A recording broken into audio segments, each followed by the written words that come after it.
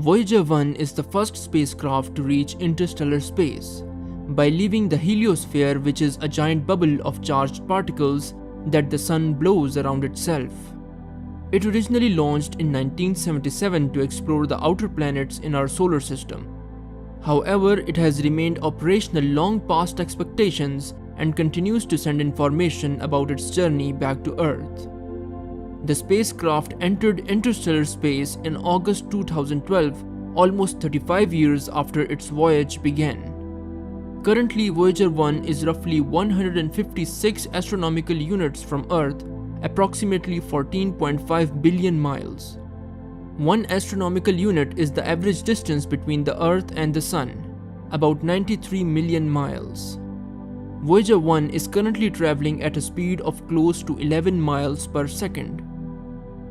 The spacecraft's body is about the size of a subcompact car, though the boom for its magnetometer instrument extends 42.7 feet. At launch, the probe weighed 815 kilograms.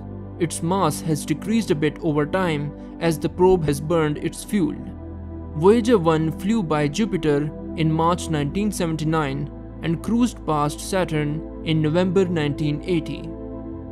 The spacecraft also carries a special record, carrying greetings, voices, and music from Earth in case the probe ever encounters extraterrestrial life.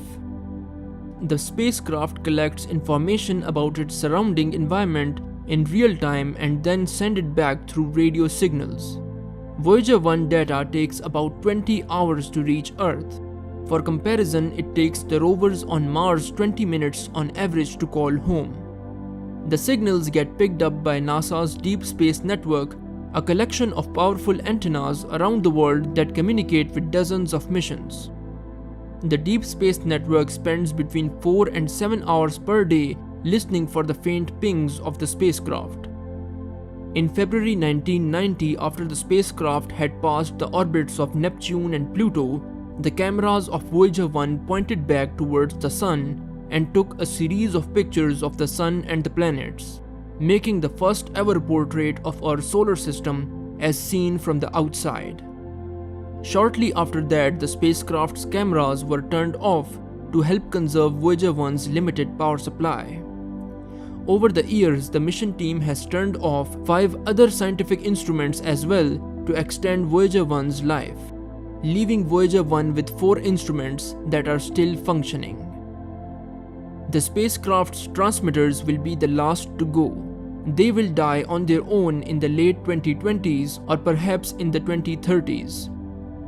One day we will be looking for the signal and we won't hear it anymore.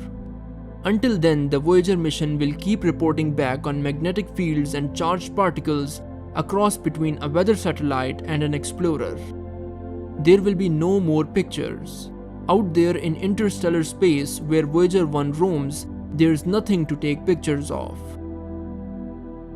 Though the Voyager 1 has gone beyond the heliosphere, which is a bubble around the Sun created by the outward flow of the solar wind from the Sun and the opposing inward flow of the interstellar wind, it has not exited the solar system, based on the scientific definition.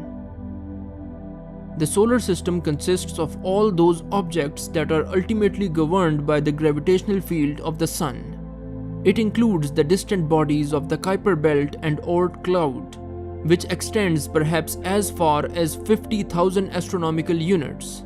The gravitational influence of the Sun may extend as far as 2 light years. It will take about 300 years for the Voyager 1 to reach the inner edge of the Oort cloud, and possibly about 30,000 years to fly beyond it. Voyager 1's next big encounter will take place in 40,000 years when the probe comes within 1.7 light years of an obscure star in the constellation of Ursa Minor. The star is roughly 17.5 light years from Earth, and Voyager 1 will swing by it, and it will continue to orbit around the center of our Milky Way galaxy. That's all for today's video. Like and subscribe to the channel, and see you in the next one.